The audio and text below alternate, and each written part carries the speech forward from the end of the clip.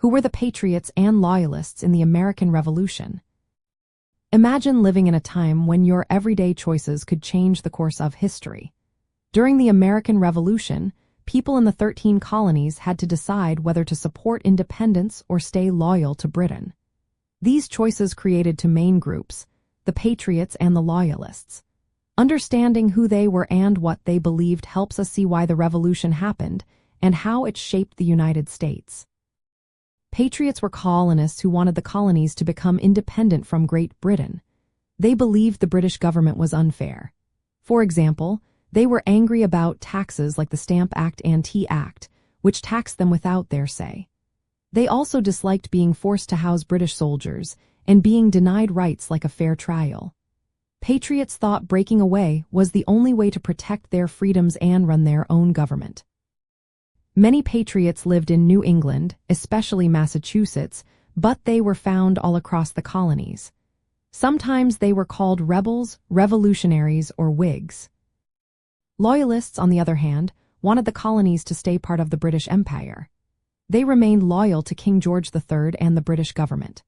Loyalists often included wealthy landowners, church leaders who followed the Anglican faith, merchants with business ties to Britain, and some Native American and Black communities. They believed staying with Britain would bring stability and security. Many Loyalists thought peace was better than and hoped for a peaceful solution. They were sometimes called Tories or the King's Men. Places like New York City and the southern colonies had more Loyalists. Not everyone picked a side. Some colonists stayed neutral because they were afraid of the fighting or didn't want to lose their property. Groups like the Quakers and Mennonites often stayed out of the conflict because of their religious beliefs. The division was so sharp that families and friends sometimes found themselves on opposite sides.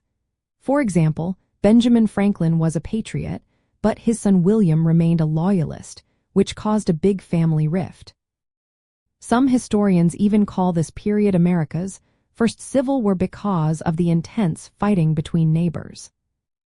About 30 to 40% of colonists supported the Patriots, while around 20% were Loyalists. The rest stayed neutral or did not take a clear side. After the Patriots won the war, they created the United States, but many Loyalists faced persecution or had to leave the new country.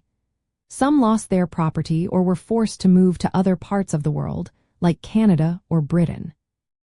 For the GED Social Studies test, it's important to remember that Patriots fought for independence and self-rule. Loyalists wanted to stay under British control. People's choices were often based on their personal beliefs, economic interests, or where they lived. Knowing who the Patriots and Loyalists were helps explain why the American Revolution happened and how it changed the nation. When answering questions, think about the reasons behind each group's beliefs and how their decisions affected the outcome of the war.